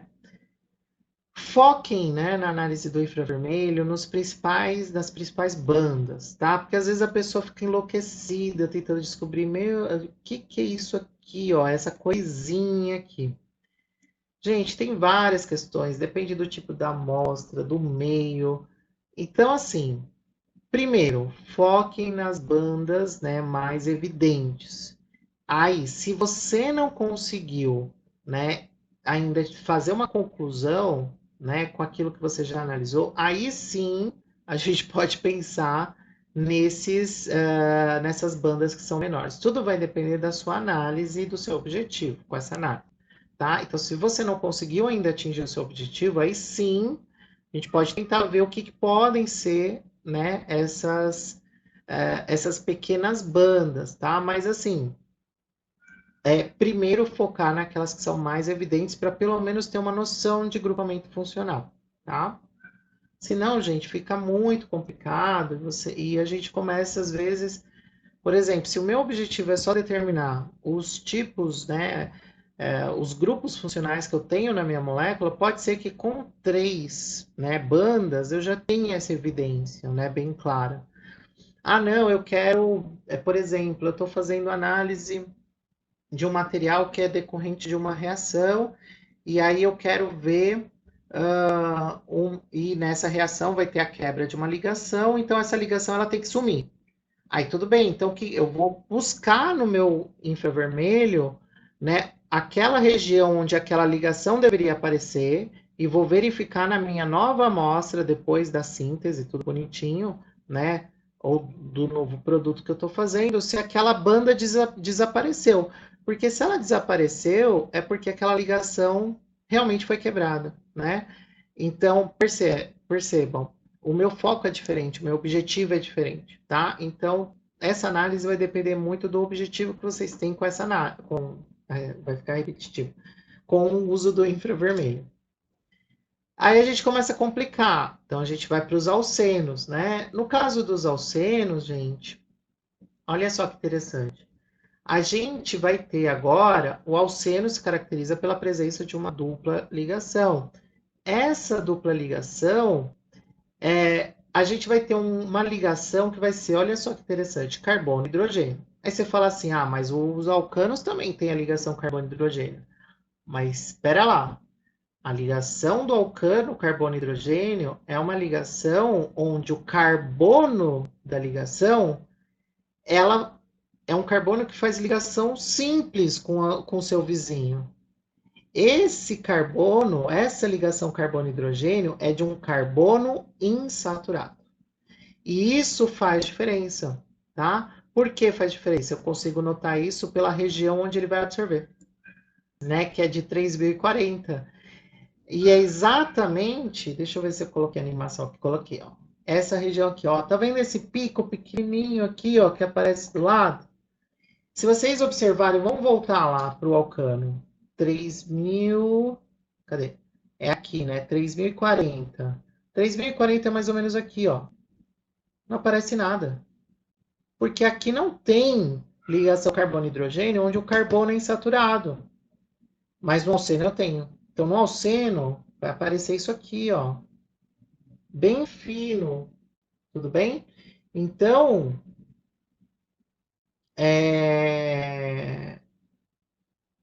isso aqui é uma característica muito, né, evidente que diferencia o alceno do alcano. Só que o alceno também vai ter, né, em muitos casos, a ligação carbono-hidrogênio normal, onde o carbono é um carbono normal, né? Por quê? Porque, gente, os compostos orgânicos eles têm como base estrutural o alcano, né? Vamos dizer assim, o alcano seria como o esqueleto, a base, né, dos compostos orgânicos. Então, onde eu tenho um alceno, eu também posso ter uma ligação carbono-hidrogênio onde esse carbono faz ligação simples com o seu vizinho, né? Então, o que, que eu vou ter também, ó? Estiramento CH, normal. E, gente, olha só, se vocês pensarem, eu me animo muito, né, com essa aula. Mas se vocês pensarem, a ligação carbono-hidrogênio, ela praticamente vai aparecer em todos os espectros de infravermelho. Porque é normal você ter essa ligação nos compostos orgânicos, de forma geral, né? Então, ó, isso é muito interessante, tá? Além disso, ó, outra evidência aqui interessante é a presença em 1640 da ligação carbono-carbono. Aqui, no caso, é a própria dupla ligação, ó. Ele vai aparecer aqui, ó. Tudo bem? Então, vocês percebem como é importante a gente determinar exatamente onde está essa banda? Então, é aquele negócio, é pegar lá o software, ou se você tiver o espectro impresso, ir lá com a régua bonitinho e definir qual é esse valor, né? Aí você vem aqui e anota, ó, esse valor é 1640. Ai, vai ficar horrível isso aqui. Tudo bem? Dá para entender, né, gente? 1640. Aí você fala assim, vamos supor que você está analisando. Aí você vai lá na tabelinha e vai olhar o que, que eu tenho em 1640. O que, que eu posso ter em 1640. É assim que a gente começa a analisar, né, o espectro de infravermelho. Aqui, por uma questão didática, eu estou apresentando já um espectro já com análise pronta, tá? Mas quando, obviamente, no caso real, a gente não vai ter nada disso. A gente só vai ter essa linha aqui do espectro. Então, a primeira coisa é pegar lá o software ou uma régua e definir exatamente onde, qual número de onda que aparece essas principais bandas. Tudo bem? Para daí, junto com a tabela, vocês conseguirem localizar que tipos prováveis de ligações estão aparecendo. Com, né, as informações de alguns picos, aí sim vocês conseguem traduzir isso num grupo funcional, tá? Outra coisa interessante, ó, que pode aparecer também para os alcenos. A gente consegue também determinar a questão dos alcenos monossubstituídos, dissubstituídos, né? Então, por exemplo, ó, em 995 e 908, que é aqui, ó, nessas duas regiões, uma deformação angular, no caso, né, que é essa região da deformação, típicas de alcenos monossubstituídos. E olha só, a gente também tem tabelinha para quando eu tenho, por exemplo, né? Então, o que, que é um alceno monossubstituído? Vamos dar um exemplo, né? Então, aqui eu tenho o alceno, então aqui é o carbono, carbono. Monossubstituído significa que um dos ligantes desse carbono é uma outra espécie, né? Que não é hidrogênio. Dissubstituído do tipo geminal é quando no mesmo carbono os dois ligantes aqui são diferentes de hidrogênio. De cis, aí é na posição cis, né? Então, de cada carbono. De trans, né? E trissubstituído. Para cada um deles, ó, tem as regiões já específicas. Então, olha só que legal. Além do grupo funcional aqui, no caso dos alcenos, a gente ainda consegue ver essa questão, né, do se ele é monossubstituído, dissubstituído, trissubstituído, tá? Ai, deixa eu beber água. Minha voz já tá indo pro espaço. Gente, agora é madrugada, né? Porque eu gravo de madrugada, que é o horário mais silencioso, mas acho que não sei se os vizinhos estão me ouvindo. Bom, eles estão tendo uma aula ao vivo de infravermelho, né? Existe coisa melhor que isso? Não existe, né, gente? Vamos combinar. Alcinos. Alcinos é um pouco chatinho, né, gente? Porque ah, o legal do Alcino, né, eu falo chato, mas tem um lado legal também. É que o Alcino, dependendo do tipo de Alcino, ele vai ter uma característica bem interessante, né? Porque olha só, quando eu tenho alcinos terminais, eu tenho uma banda que é bem específica, né? Que é uma que vai aparecer em 3300, que é essa aqui, ó, tá? Então, essa aqui. E ela é bem interessante por quê? Porque ela indica se o alcino é terminal. E isso é bem característico. Por quê? Porque um alcino terminal significa que a tripla ligação está no final da cadeia. Por quê? Porque eu estou falando de uma ligação do carbono, ó, carbono e hidrogênio. Então, isso aqui é um estiramento da ligação carbono-hidrogênio. Só que de um carbono da tripla, que faz tripla ligação. Essa situação, né?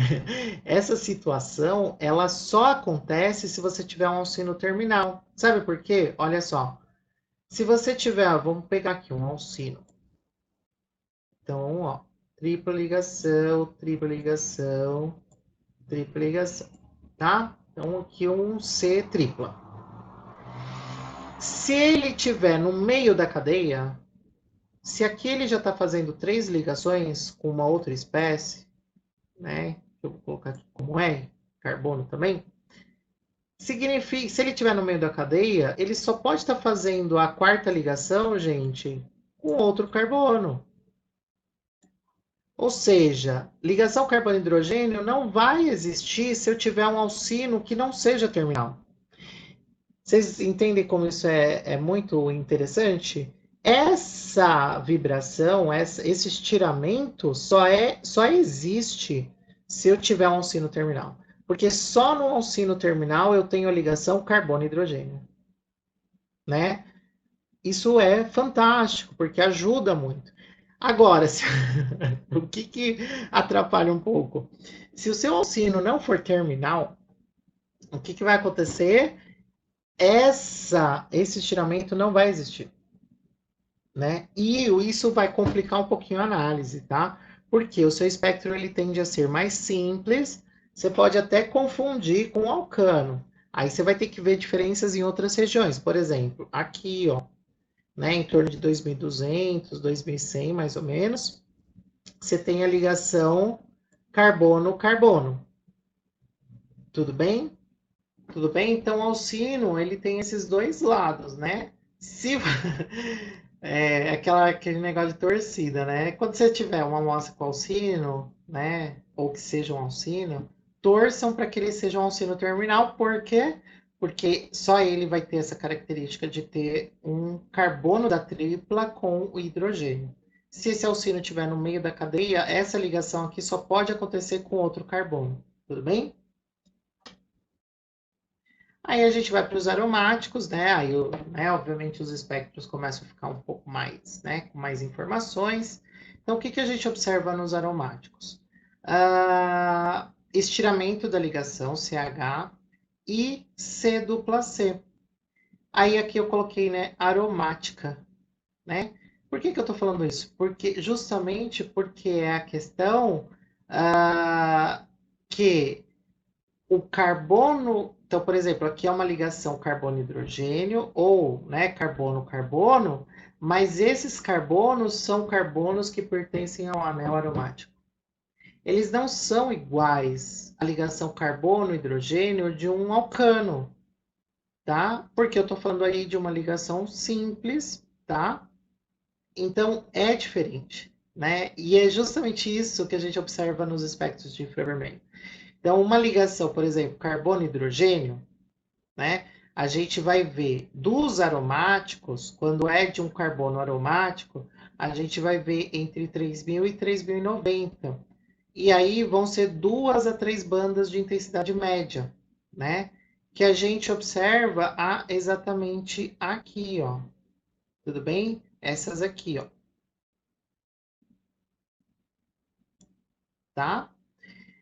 E em 1500 e 1600, a gente tem também de 2 a 3 bandas de intensidade média alta, que corresponde ao C dupla C aromático, ou seja, dos carbonos do anel aromático. Então, a gente está falando aí, ó, deixa eu ver, 1400, dessa região aqui, ó, tá? Então, dessas duas regiões.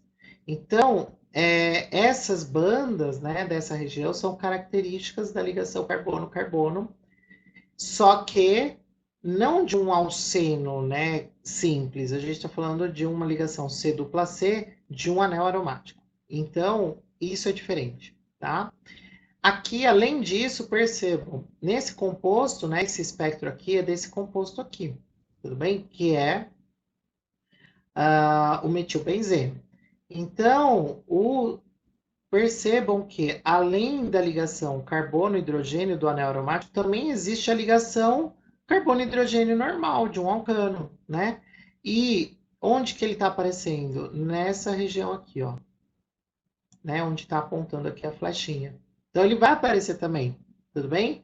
Percebam que é diferente do espectro de alcano, né? Por quê? Porque aqui eu tenho ligações de carbono, hidrogênio, carbono, carbono do anel aromático, né? A gente pode, né, chamar assim, a grosso modo, de carbonos aromáticos, né? Só para a gente poder diferenciar dos carbonos dos alcanos e alcenos e alcinos. Aqui mais um exemplo, né, de aromático e uma coisa bem legal, a gente consegue ver também a questão se é um aromático orto substituído, né? Porque a gente consegue observar, por exemplo, entre 735 e 770, ó, uma banda específica que, nesse caso, é para uma posição orto. Se for para, esse pico ele vai mudar para a região de 790 a 860, tá vendo? Então é mais uma informação que a gente consegue pegar a partir do espectro de infravermelho. Aqui, ó, mesma coisa, tá vendo?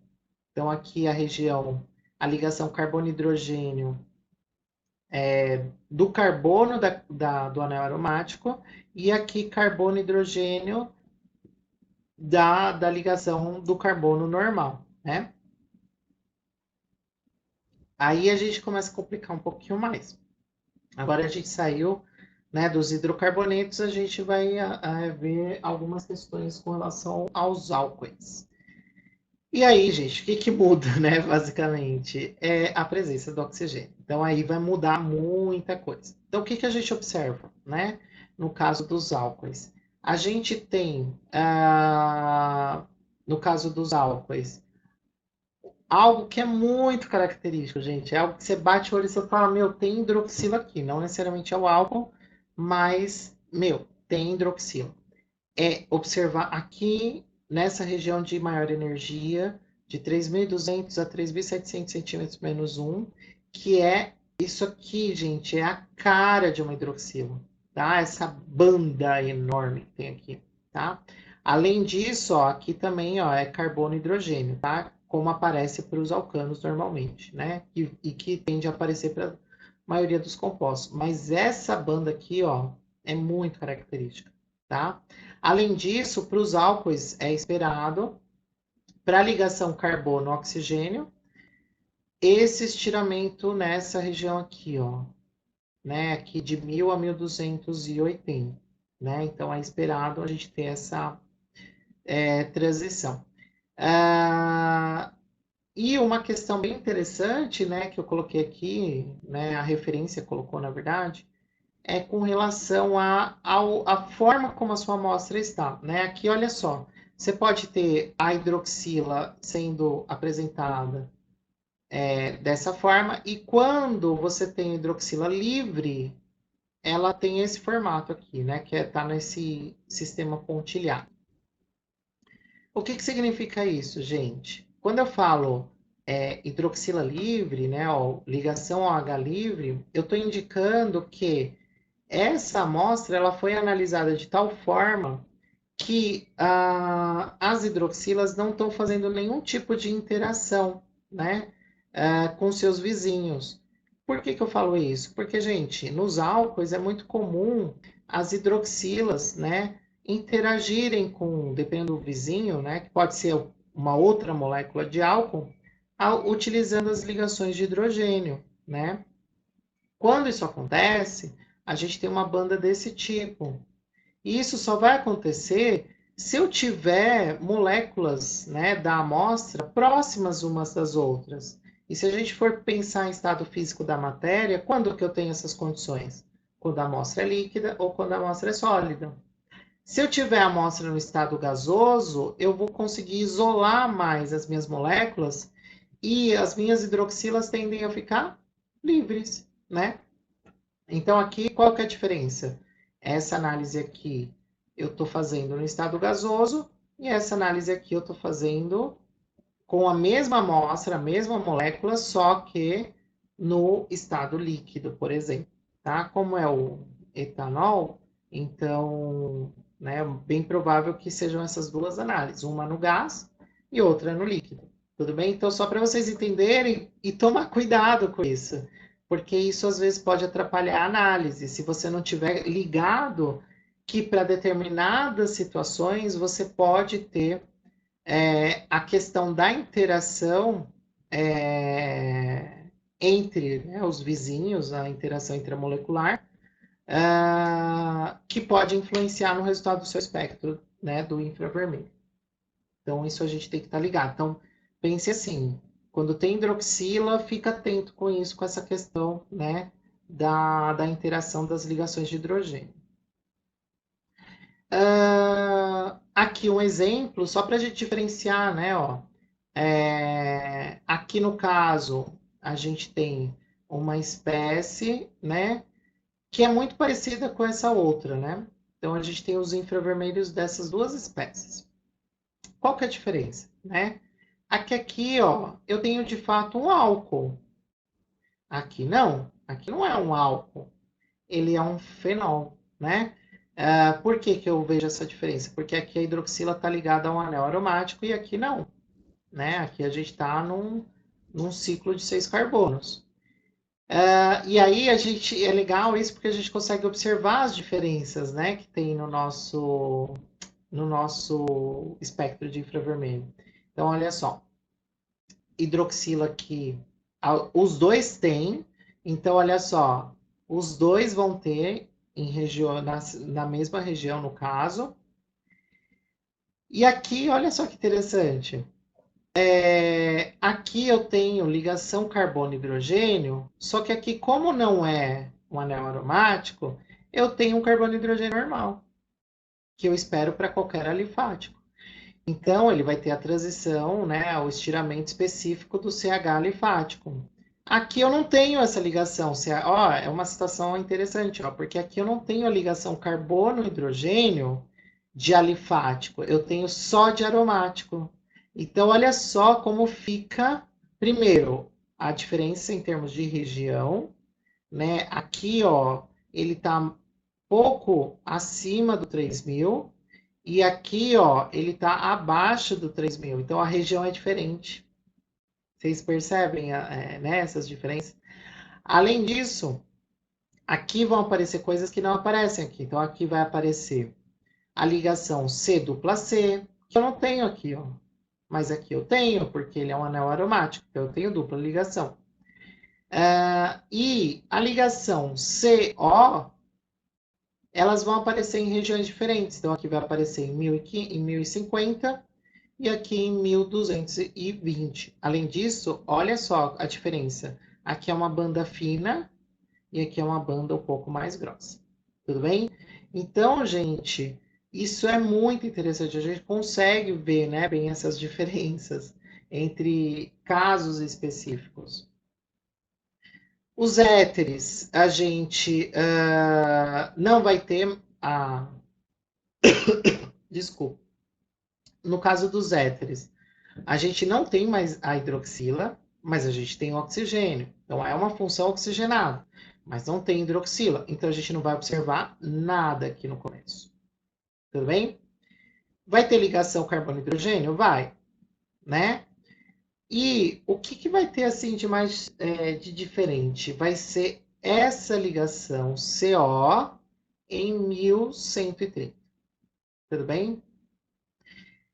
O éter, desculpa, acho que eu falei errado desde o começo, né, gente? O éter, a gente tem que ter esse cuidado, tá? Porque às vezes ele pode confundir com alcano, que é a questão da simplicidade, do espectro e tudo mais. A grande diferença vai estar aqui, ó, né, nessa transição aqui carbono-oxigênio, né? Dessa movimentação.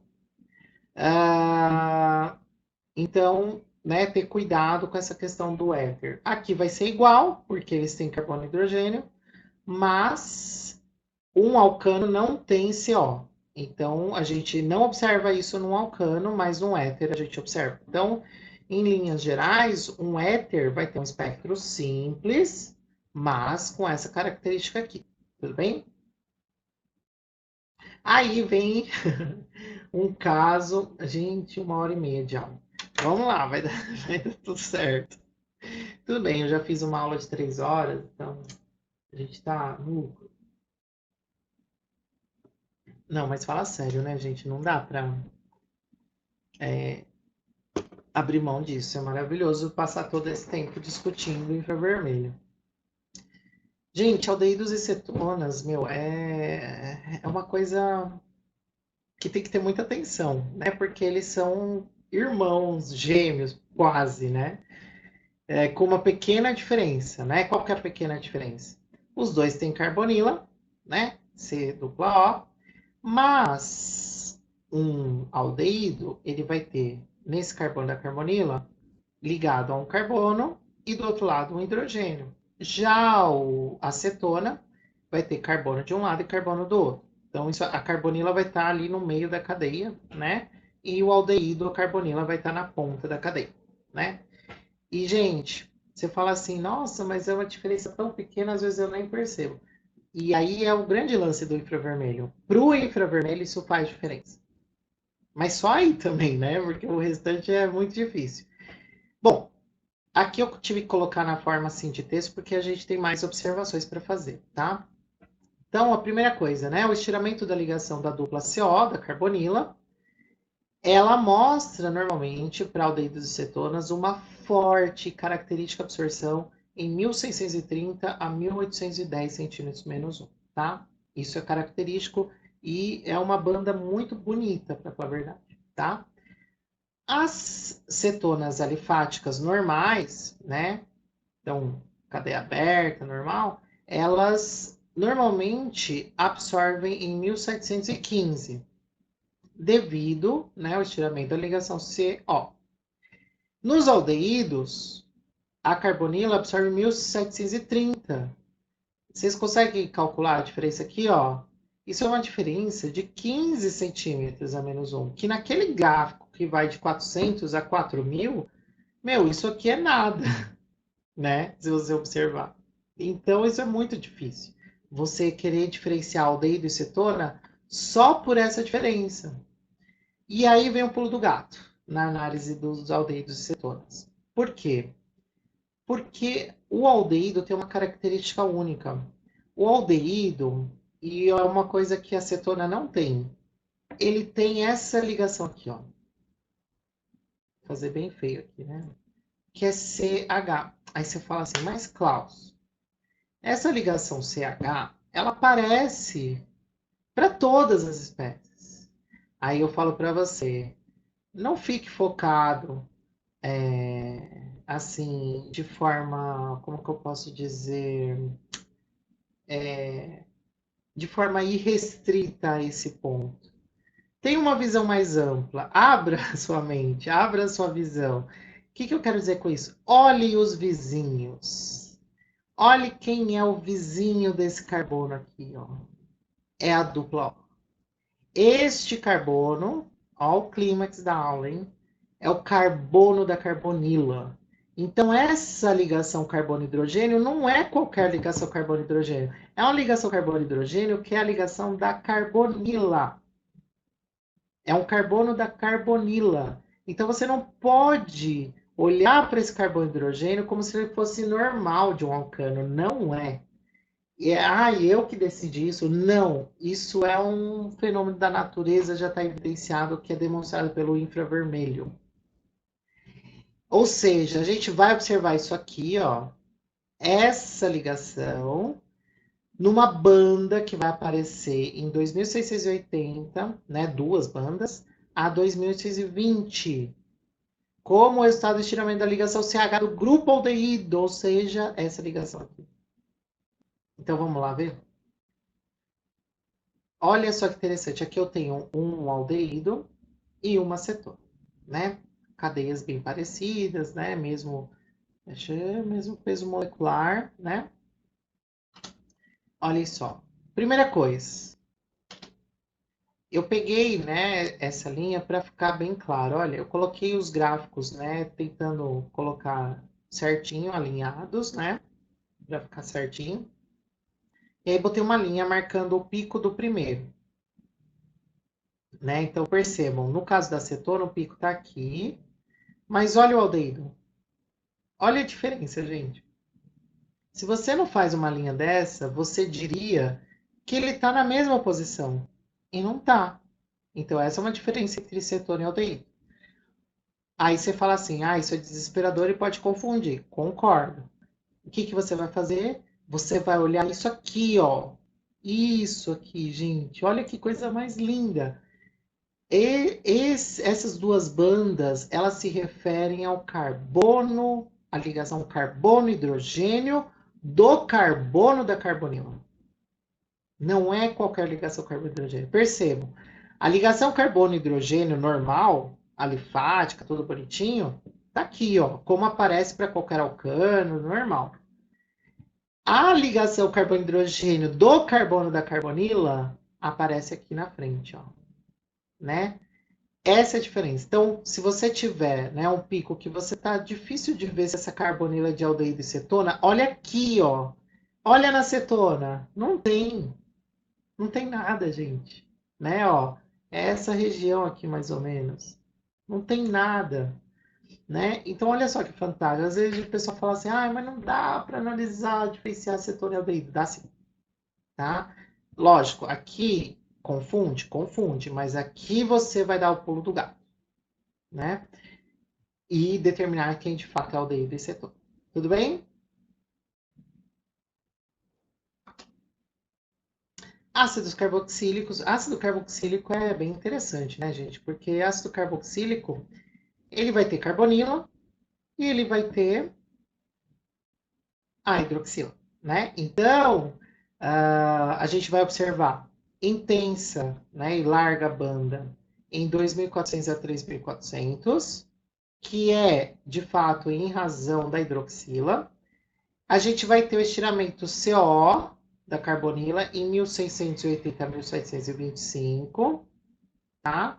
Só que ela é uma banda mais larga que a aldeídos e cetonas, tudo bem? Então, a região já é um pouquinho diferente e também ela é mais larga, tá? Além disso, a gente vai ter a questão da presença da hidroxila, tudo bem? E uma coisa que vocês vão ter que observar bem nos ácidos carboxílicos é como foi feita, né, a análise desse ácido carboxílico. Por quê? Tá vendo esse pontilhado?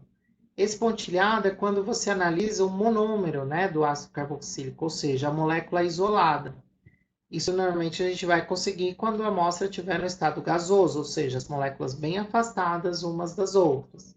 Mas existe uma característica que é muito comum dos ácidos carboxílicos, que tenham apenas um grupo, né, de ácido carboxílico, que é eles se ligarem na forma de dímeros, né? Então, ó, por exemplo, aqui a gente tem um ácido carboxílico, e aí na presença de outra molécula, né, do mesmo componente, né, da mesma molécula, ele vai fazer ligações de hidrogênio e ele vai se acoplar de tal forma que ele vai formar essa estrutura aqui, que a gente diz que é um dímero.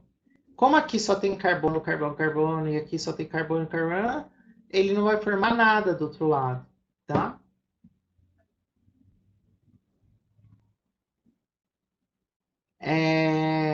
Então, gente, isso é uma característica dos ácidos carboxílicos e a gente tem que observar isso, porque quando a gente está analisando os ácidos carboxílicos na forma líquida, por exemplo, isso aqui é muito comum. Então, o caso, se ele estiver na forma líquida, o espectro vai ter essa característica aqui, ó, tá? Então, ó, fiquem atentos com álcoois, com os ácidos carboxílicos, para ver se não é uma questão da forma como ele foi analisado, tá? Ésteres, agora ésteres, né? Tinha falado ésteres antes. Então, a gente tem, né, os estiramentos da função éster. A gente vai observar, o éster tem carbonila, né? Então, em 1740. Então, a gente vai ter, né, no caso dos ésteres, ele tem carbonila também, né? Só que essa carbonila vai aparecer em torno de 1740, tá? A gente também vai ter da ligação OCO, né, em 1200, que é nessa região aqui, então a gente está falando dessa ligação, e em 1100 COC, né? Então a gente está falando dessa ligação aqui, ó, tá? Então a gente vai ter a carbonila, ele não tem hidroxila, então não vai ter nada aqui, né? Aquela banda enorme. Vai ter a ligação CH, normal, para todos os compostos, tá? Aí a gente muda um pouco, né? Então, nem tanto. Continua sendo uma função oxigenada, só que agora com o nitrogênio. Então, aí a gente vai ter um estiramento específico em 1090, 1230, tá? Da ligação carbono-nitrogênio, tá? Aqui a gente não tem ligação nitrogênio-hidrogênio, mas normalmente eles vão aparecer aqui numa banda um pouco mais intensa, tá? Carbono e hidrogênio normal, tá? Mas aí a gente realmente precisa olhar bem onde estão aparecendo, né? Esses picos para a gente observar se não é da ligação carbono-nitrogênio. E no caso das aminas, a gente não vai ver a carbonila igual a gente viu na amida, né? A amida tem carbonila, ó, aqui um pouco acima de 1600. A mina não tem carbonila, então não vai aparecer aquele pico intenso daquele formato, ó, tá vendo? Aqui, ó, mida, amina, né? Então, a mina vai aparecer um outro tipo de deformação angular da ligação nitrogênio-hidrogênio, que inclusive a gente consegue confirmar, ó, com isso aqui, ó. Esse pico, gente, né, essas bandas, elas são bem características dessa ligação nitrogênio-hidrogênio, tá? Inclusive, ó, para cada ligação tem uma banda, tá? Que mais? Já falei, né, que não vai ter a carbonila e essas bandas aqui em 3.400 e 3.700. Então é isso, gente. Aí foi, né, a aula ficou um pouco longa, mas é mais por conta da gente poder ver alguns casos, né? A ideia, né, na análise, né? E aí é o que eu, né, para poder finalizar, que eu passo para vocês pegou o espectro de infravermelho, né? Então, pegar esse caso aqui. Vocês vão falar, ou vão observar, então, o que que eu faria, né? Eu pegaria, né? Então, ó, já pegaria aí essa banda, essa aqui, embora a gente já saiba do que se trata, essa, talvez essa aqui também, ó, que ela é intensa. Aí, o que que eu faria? Eu vinha aqui, viria, né? Iria ver em qual número de onda essas bandas estão aparecendo. Então, eu teria que pegar uma régua, usar um software para isso, anotar aqui do lado. Aí eu vou lá na tabela e vou ver quais são as ligações que aparecem nessas regiões. E se bate a questão, se o pico é intenso, né? Se são 2 a 3 bandas. Depois que eu fizer isso, aí eu vou observar e definir qual é a função que eu tenho, tá? Se o meu objetivo, obviamente, for determinar a função. Às vezes, como eu falei para vocês, às vezes o objetivo é só verificar se, sei lá, você fez um composto em que surgiu um tipo de ligação nova. Então, você vai já observar onde você espera que aquela ligação apareça. Vamos supor, você esperava que fosse aqui em 1800. Aí não tem nada. Aí a sua síntese não deu certo. Por quê? Porque não está aparecendo nada que você esperava.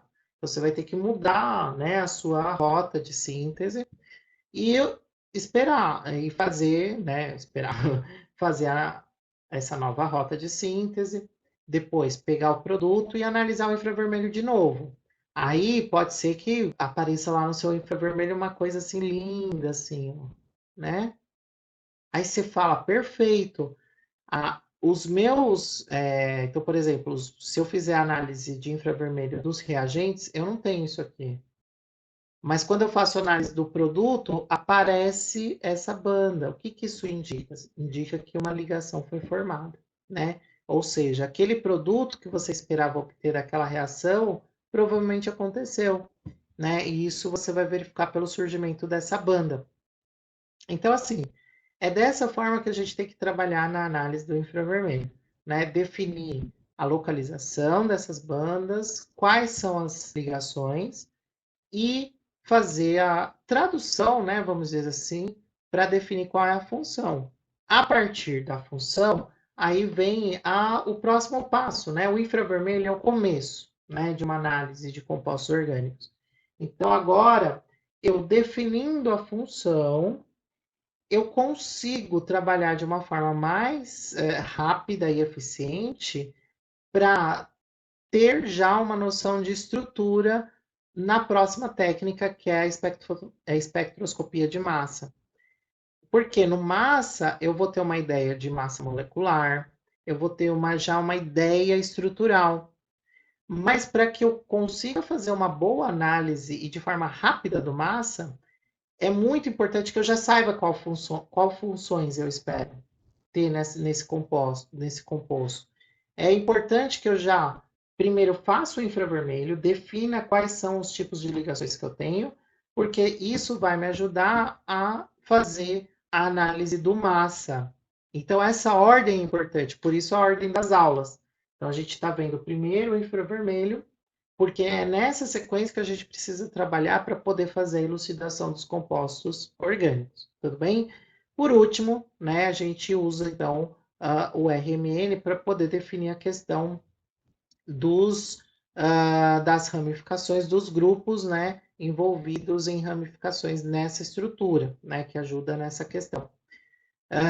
Então, seria essa ordem, basicamente. Então, hoje a gente cumpriu a primeira etapa, que é pegar uma estrutura que eu não conheço e definir quais são os tipos de ligações envolvidas e, a partir da nossa interpretação, com os dados, obviamente, não é uma interpretação aleatória, mas a partir dessa interpretação, a gente definir quais são os grupos funcionais dessa nossa estrutura, para em seguida a gente partir para o massa, tá? E aí a gente consegue trabalhar melhor o massa sabendo quais foram os resultados do infravermelho. Tá certo, gente? Então era isso que eu queria passar para vocês. Sei que a aula ficou bem longa, mas é uma forma de ter ela, né, bem completa aí para que vocês, né, lógico, vocês não precisam ver tudo de uma vez, mas vocês vão ter aí de forma completa o infravermelho para, né, poder estudar e depois poder fazer as atividades, exercícios ou resolver problemas que vocês tenham aí na vida profissional de vocês, tá bom? Então é isso, gente. Muito obrigada, até mais.